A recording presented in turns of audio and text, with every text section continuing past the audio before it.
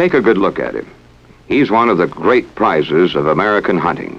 Came from China in 1801 and turned to the Northwest. He's come a long way since then and has moved into almost every northern state. But South Dakota is where he feels most at home. We have what the ringneck pheasant wants, and he's here in quantity. So are the hunters come pheasant season. From all points of the compass, the hunting clan begins to gather on opening day. From Miami to Seattle, from Hawaii to Maine, they come in private planes, airliners, cars, and buses. This autumn pilgrimage is the highlight of the year for many men. They save their vacations for a get out under the big sky, join in the old personal adventure of man, dog, and gun. Some of these hunters come from Dixie, where there are no pheasants, but many come from other pheasant states. And although the hunting may be pretty good at home, it's not the same as here. When millions of hunters think of pheasants, they think of South Dakota. Why does a man leave home and fly 1,000 miles to shoot a wild chicken? Mostly for the hunting, and to try to outsmart one of the trickiest game birds in the world. Partly to see old friends again, and partly to get away from the office and out into the big Dakota fields where he can forget about business and remember what it feels like to walk in the open with a good shotgun in his hands. You can tell that this gentleman is here on business. He has a briefcase. He's here on business, all right, out in the cornfield with a customer named John Q. Ringneck. Most of the pheasant hunters drive here in cars loaded with gun cases, ammunition, hunting coats, boots, and high hope. It's hunting season, and there's a carnival spirit in the air. The welcome mat is out. Hunting is one of South Dakota's biggest industries, and some hotels, motels, and restaurants do their biggest business of the year during the pheasant season. It isn't even unusual to find hunting dogs that are hotel guests, although some bellmen never quite get used to the idea.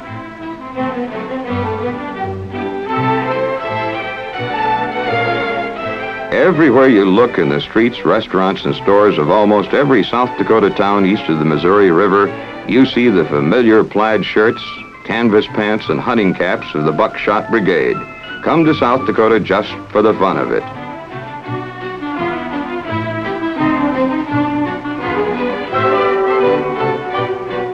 Well, they found willing hosts. If it's fun that the boys want, it's fun they're gonna get.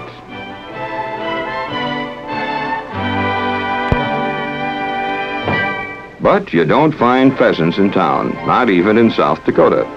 You get out into the country after ringnecks, and your chances of finding them are best if you have already lined up a place to hunt and have a farmer friend expecting you. There's good hunting to be had for the asking, and farmers expect to be asked. They permit hunting, but they demand the right to know who's on their land. Hey, this must be the right place. Frank and his two sons have driven a long way for this opening day, and it looks like it'll be worth it. They will be paying guests of the farmer, a board, room, and hunting arrangement that benefits both landowner and sportsman. 3 other hunters are already here, being briefed by their farmer host and getting a bad case of pheasant fever. The opening day of the pheasant season in South Dakota is a red-letter day for hunters and farmers alike. There are states where opening day may not cause much fuss, but not here. For hundreds of farm homes, it means a family reunion, with children and grandchildren returning to the old home place for a pheasant hunt with Dad, Grandpa, or Uncle Fred. Many farmers reserve opening day for old friends who have been hunting together for years and are almost part of the family. Today, we have a young hunter from the new generation taking his place in the company of men. And it's hard to tell who's prouder, the boy or the older hunters who welcome him. Young Tim is lucky. He has a new teacher. Else the farmer is an old hand at pheasant hunting. He knows what it takes to put pheasants on the land and what it takes to put them in the game bag. Come here, Tim. I have some homework for you. Look this over tonight and mind what it says about safe gun handling and how our retrievers will be working the pheasants. Tomorrow we'll be doing our studying outdoors. Tomorrow is a long time away when you're 15 and waiting to go on your first pheasant hunt. This isn't just another rabbit hunt. This is a real bird hunt, a man's game played by men's rules. What's going to happen? Will we see pheasants? Will I get a chance to shoot? And will I be able to hit one of those roosters? If I could get a bird or two, what would Dad say? Well, Tim, we'll see. You never know what's going to happen out pheasant hunting. That's what keeps us coming back for more. But one thing we're pretty sure of, knowing young hunters, it's going to be a long, long night.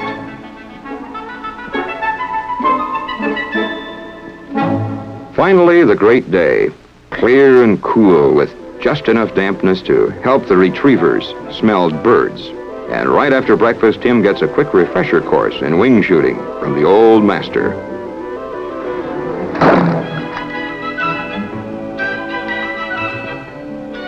Best practice in the world.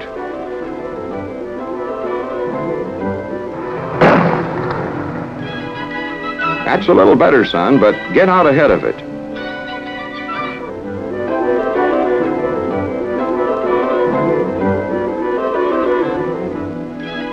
Swing that gun. That's the way. Now you've got the idea. Reckon you can do that on pheasants?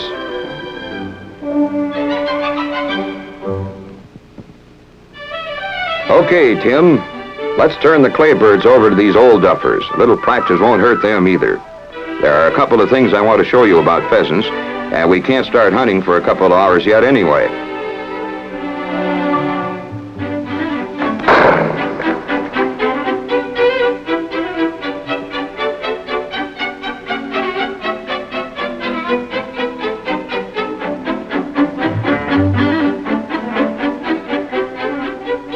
This is one of the reasons that Else has good pheasant hunting on his place. Plenty of nesting and brood cover for the hens.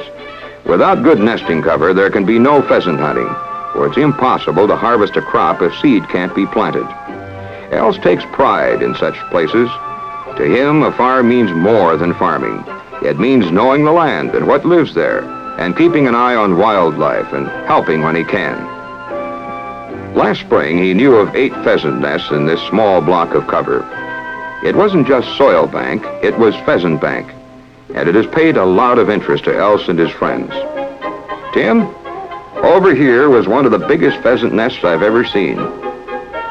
It may have been a dump nest where more than one hen laid eggs, and that little hen sure had her work cut out for her. She had 16 eggs in that nest, and a dozen of them hatched. I wouldn't be surprised if those are some of the birds that we'll be hunting today. But nesting cover is only part of it. There's another time of year when snow has drifted over the grass cover and weedy fence rows. The pheasant is a pretty rugged old bird, but he's got to have some place to get in out of the weather. Take this old shelter belt of trees and brush. It looks pretty woolly right now, but it's none too thick come February. Game biologists say that birds will travel miles to find cover like this, and I believe it. I've seen 200 pheasants in these trees in a winter evening. It's one of the only places around here where they can find shelter from storms, and I don't know what they would do without it. Well, that's what pheasants need the most, Tim. There are other things, but if they have good nesting cover and some shelter from winter storms, we'll have birds to hunt. You don't get something for nothing, and you can't raise game without cover. But talk won't put pheasants in Mother's oven, so let's go hunting.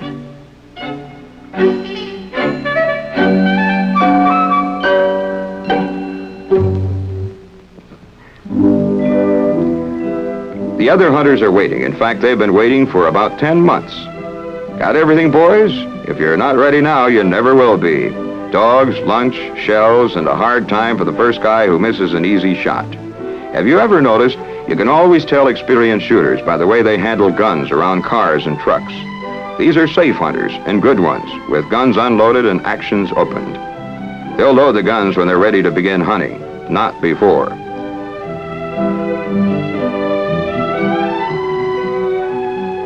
Else has been saving a special place to start this hunt, a pocket of weedy cover between picked cornfields and fallow land. Pheasants like to loaf there this time of day after feeding in the cornfields. Drop off the hunters, spacing them around the cover. It doesn't hurt to have plenty of men working a place like this. Pheasants can play it pretty smart in heavy cover, and it can take a lot of rousting to put them into the air. Pheasants know when they're hidden, and they know when they're not. If they can be seen, they often run for it. But if they're hidden, they like to lie tight. That's one of the reasons for hunting this kind of pheasant country with good retrievers. A retriever can bust through heavy cover like a small truck. And if there are any pheasants around, he will put them up in the air, where you can go to work on them.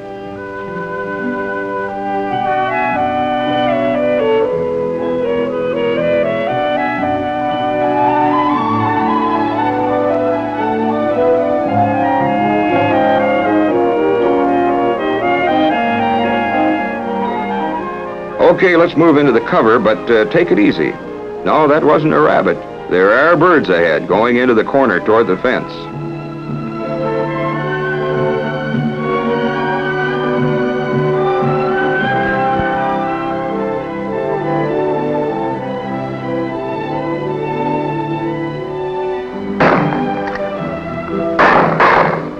There it is. First action of the day. Good shooting. Steady. There may be more where these came from. No need to crowd those birds now. Another rooster. Nice shot. One of the best things about retrievers is that they let you do more hunting for birds to shoot and less searching for birds that are down. Watch this. Yon he go, happy and healthy. But our red-eared hunters redeemed themselves with another pair of roosters. That's what can happen when there's some good cover left next to the cornfields. If a farmer protects a few places from the cow, the plow, and the match, those places will produce pheasants in the spring and hunting in the fall.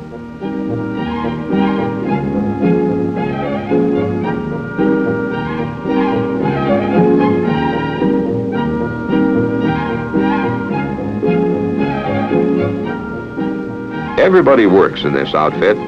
That's it. Spread those birds out on the bed of the truck where they can cool. The quicker that pheasants are cool, the better. Once again, that mark of experience, unloading the gun until it's ready to use again. Now that there are some birds in the hand instead of in the bush, how about some lunch? Frank never gets very far from that chow.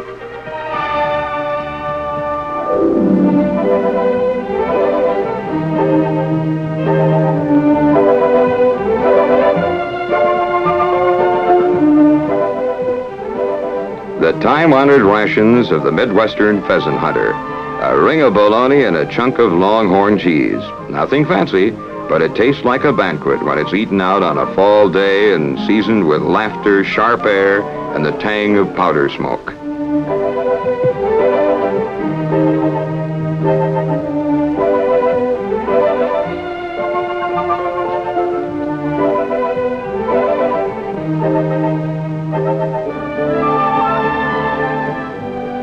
It's hard to tell who's most interested in all this, some of the dogs or some of the people.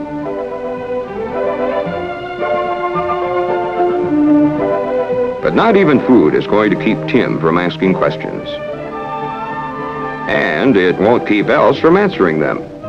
Now's the time for stories, the alibis, the theories, and the advice.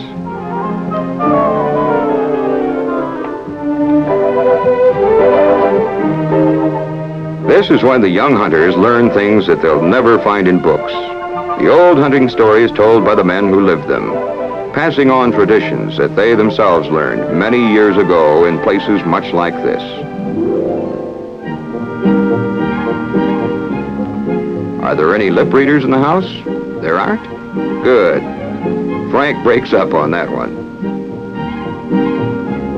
When real hunters talk about pheasants and pheasant hunting, you can feel some of their deep respect for this great game bird and the country he lives in. He's a big bird in a big land, and he lives up to his reputation. He's the #1 game bird of the northern prairies, a combination of ruggedness, beauty, shrewdness, and good eating. Old Yeller knows all that, and he's heard these stories before. Come on, either feed me or take me hunting, but let's don't just sit. It's getting on into the afternoon now, and Els thinks it might be smart to hunt a cornfield. Early in the season, pheasants are likely to be almost anywhere at any time of day. They're pretty well spread around in the cover.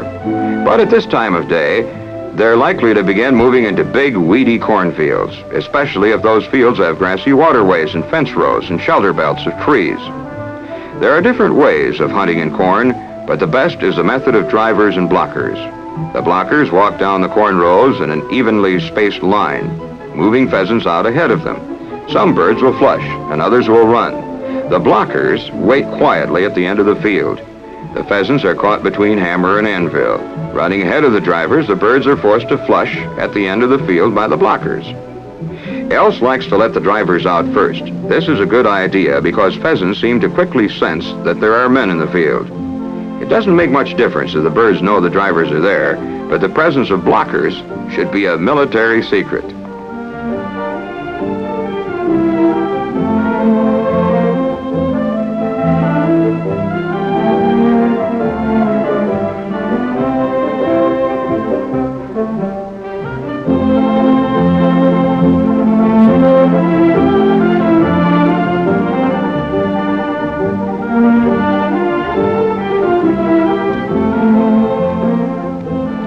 Els is going to drive that truck out of sight.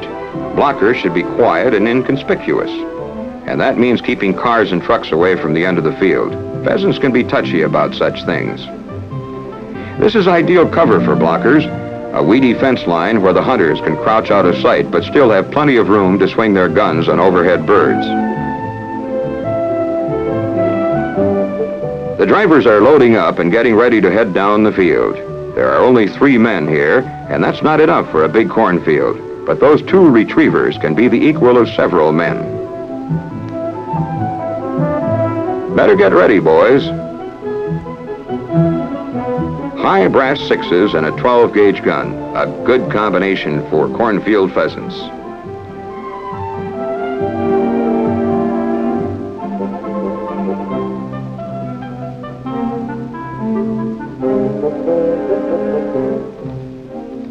The blockers are stationed and waiting with their gun ranges overlapping. And here come the drivers.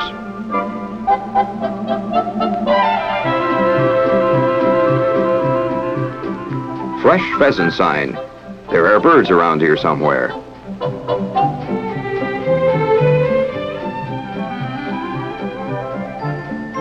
Up he goes. A big rooster on a high towering shot. There's another one, Tim, coming toward your ends. Swing that gun. Get out ahead of him. You were behind that bird. You stopped your gun just as you shot. It don't mean a thing if you ain't got that swing.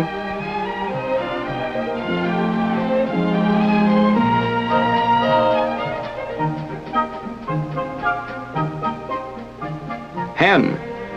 There's a rooster. Take him. It doesn't pay to hurry when you're driving pheasants. Take it slow. Even with dogs, the hunters were spread quite thin during their drive, and some birds may have run back around the line or through the line without being seen. Many hunters like to have no more than 4 corn rows between men. You want to cover as much field as possible, but be close enough together so that you won't miss any birds. If drivers zigzag down a field, they can be fairly far apart, maybe as much as 100 feet.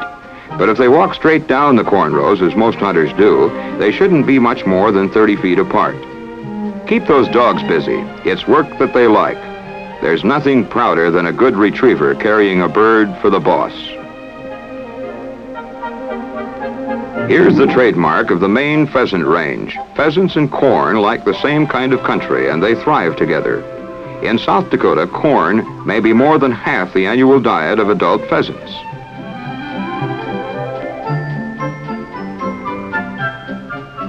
You did pretty well today, old dog. You managed to keep out of the cockleburs, but get into the pheasants. I reckon I'll keep you.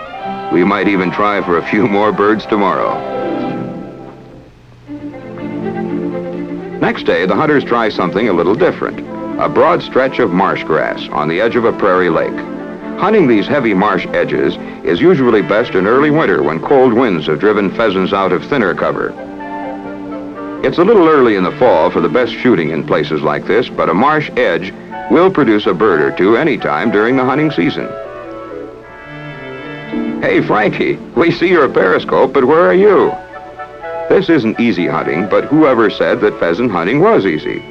The hunters who bag the most birds year after year are the guys willing to get into heavy cover and root out their pheasants.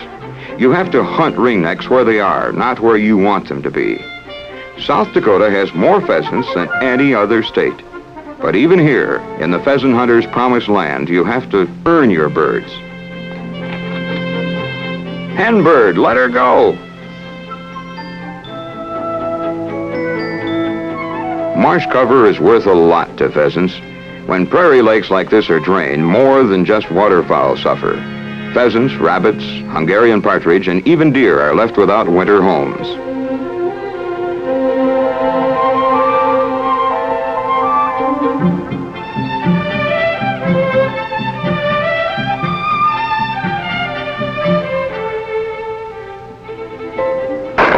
There's the payoff, first bird of the day.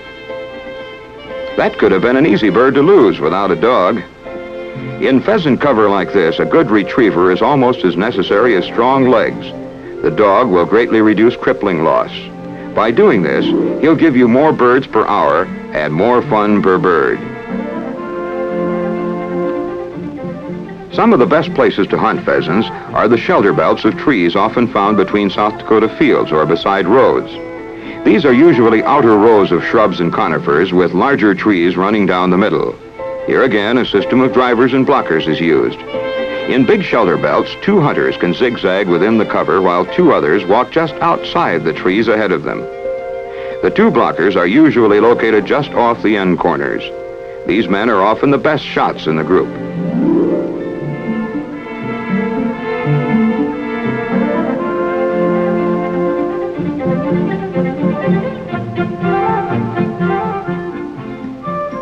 Be ready for anything in a place like this.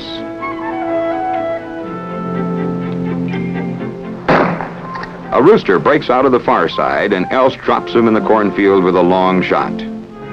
Those blockers know what they're doing. They stay in position even after they see the drivers. You never know what pheasants will do or where they'll do it.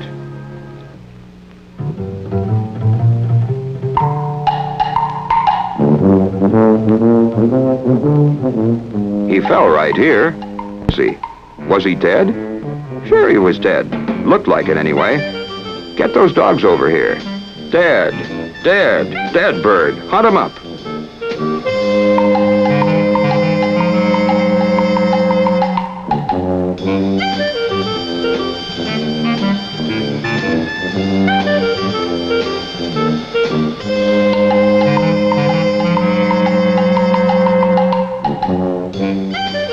Well, look at that, right where we were standing.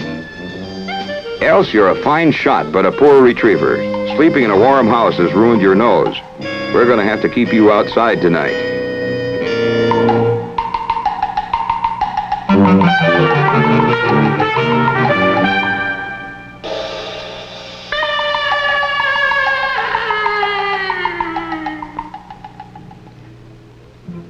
Across the road is a bigger shelter belt, and it may have more birds.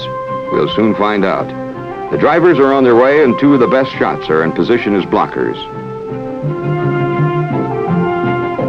Watch this. 1, 2, 3 for 3. A fine piece of shotgunning. There's good cover at the end of this shelter belt, so there'll probably be some action there. Whenever you can, drive pheasants toward cover. It will usually stop running birds and hold them until you get there. Just like that. Beautiful bird cover. There has to be something in here.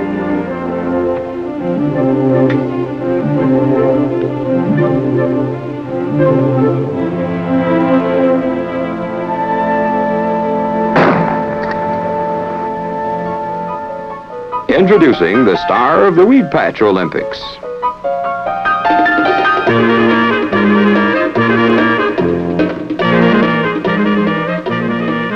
That's one way to do it if you're young, hale, and hearty. But the dogs could have done it easier and better. Tim's ready for action, then here it comes.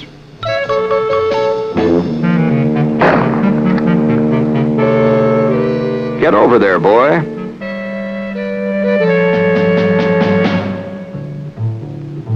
Now you see him, now you don't.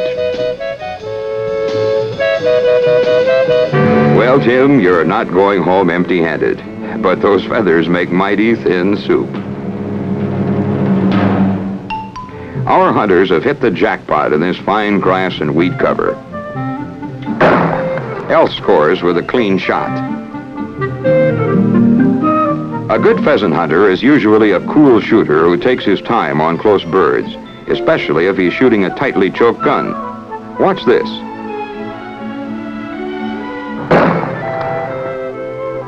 That's the way an expert does it.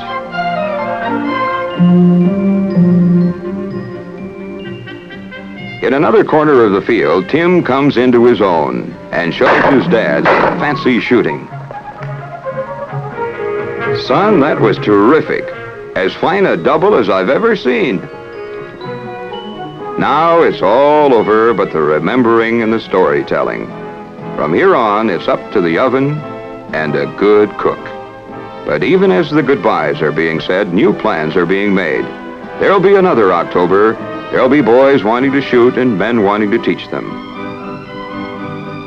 And if the men are wise and the land is kind, with some sheltered places in winter and some nesting places in spring, there'll be pheasants to hunt.